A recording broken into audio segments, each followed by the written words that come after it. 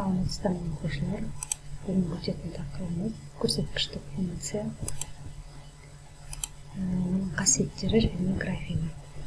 Y символу аны x дәрежесі түрінде берілген функция көрсөткүчтүк функция деп аталады. Мындағы a дегенimiz функцияның негізі, x дегенimiz дәрежесі. Енді a бірге тең емес. Осыған тоқталып өтейік. Яғни бұл жерде аны егер кері жол бірге тең деп алатын болсақ, бұл жерде бірдің x дәрежесі болар еді, және бірдің кез келген дәрежесі ол бірге тең.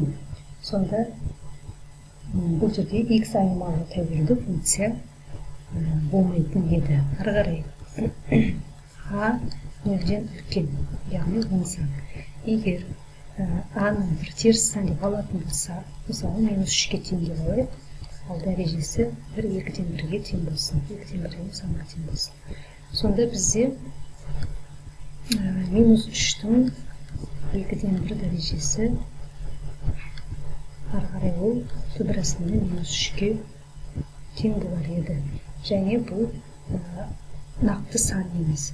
Сонда a бірден өзге сан болады, және a нөлден үлкен, яғни теріс емес болу керек.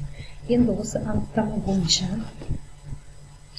a бірден өзге және нөлден үлкен, онда x-тің кез келген нақты мәнінде a-ның x дәрежесі нөлден үлкен сан болады.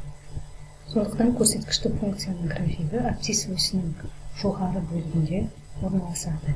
Енді осы тұжырымға көз жеткізу үшін біздер көрсеткіштік функцияның графигін салып көрейік. Мысалы, мынадай функцияны алайық. Y-тен 2-ның x дәрежесі және Y-тен 9-дың x дәрежесі болсын. Бірінші, Y-тен 2-ның x дәрежесі функциясының графигін салайық. X-қа мысалы 0 беретін болсақ, 2-ның 0 дәрежесі 1-ге тең. Ары қарай. X-қа 1-ді беретін болсақ, 2-ның 1 дәрежесі 2-ге тең. Ары қарай. X-қа мысалы -1 беретін болсақ, 2-ның -1 дәрежесі ол 2-ден 1-ге тең. X-қа 2 берейік. 2-ның 2 дәрежесі ол 4-ге тең. Осылайша кете береді. Сонда бізде мынадай график шығады.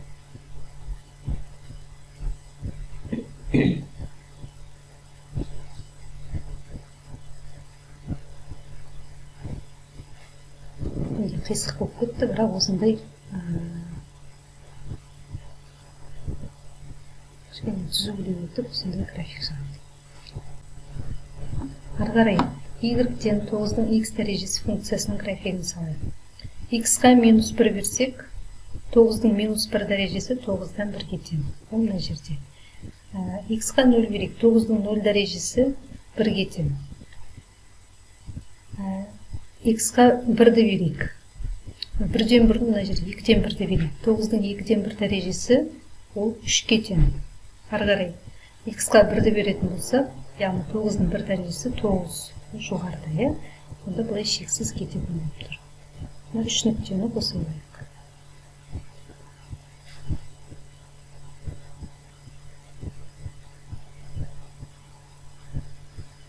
Сонда бұл Y-тен 9-дың x дәрежесі функциясының графигі. Мынадай функцияларды алайық. 2-ден 1-дің x дәрежесі және Y-тен 9-дан 1-дің x дәрежесі. Графигін салайық. 2-ден 1-дің -1 дәрежесі 2-ге тең.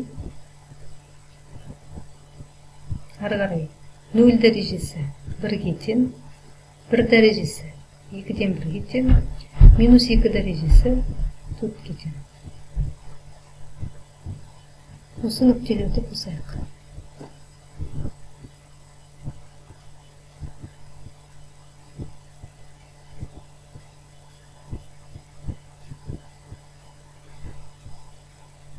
қарай шексіз кете береді.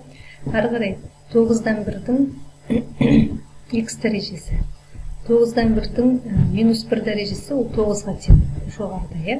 Минус 2-ден 1 дәрежесі ол 3-ге тең.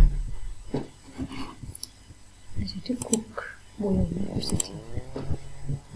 3-ге тең. Ары қарай 0 дәрежесі 1-ге тең. 1 дәрежесі 9-дан 1-ге тең. Енді осы нүктелерді қосайық.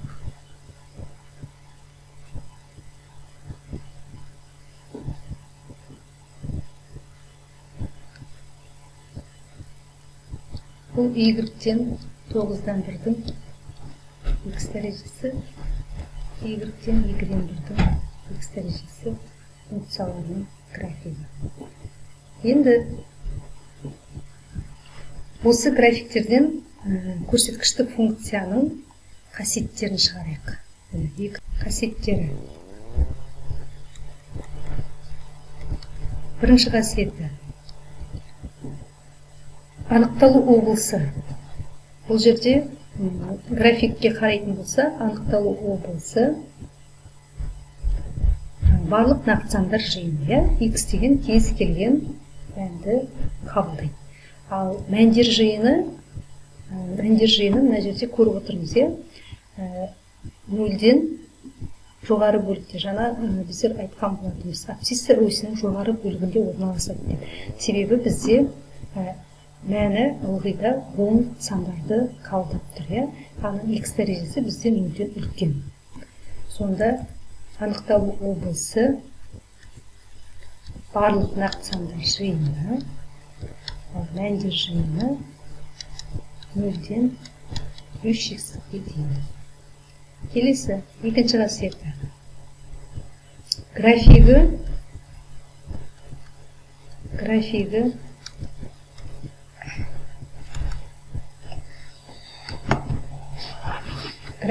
барлық графикті байқаса 0-1 нүктесі арқылы өтіп тұр.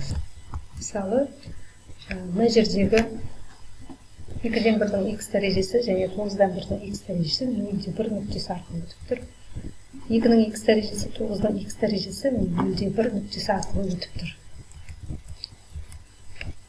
Сонда көрсеткіштік функцияның кез келген графигі 0-1 нүктесі арқылы өтеді.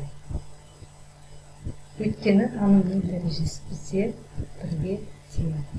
Әрі қарай үшінші қасиеті.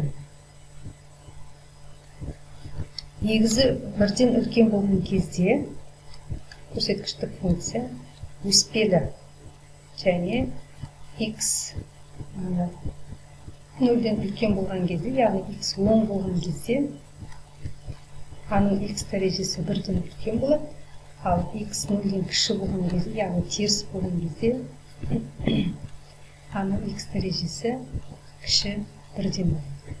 А дегеніміз 0 мен 1-дің арасында болатын болса, функциямыз кемнелі, және x 0-ден кіші болған кезде ax 1-ден үлкен. Ал x 0-ден үлкен болған кезде ax 1-ден кіші болады. Y-тен ax үлкен 1-ден болған кездегі жалпы түрі мына түрде, функцияның жалпы түрі мына түрде болады. Ары қарай a дегеніміз 0 мен 1-дің арасында жататын болса, онда функцияның графигінің жалпы түрі осы түрде болады.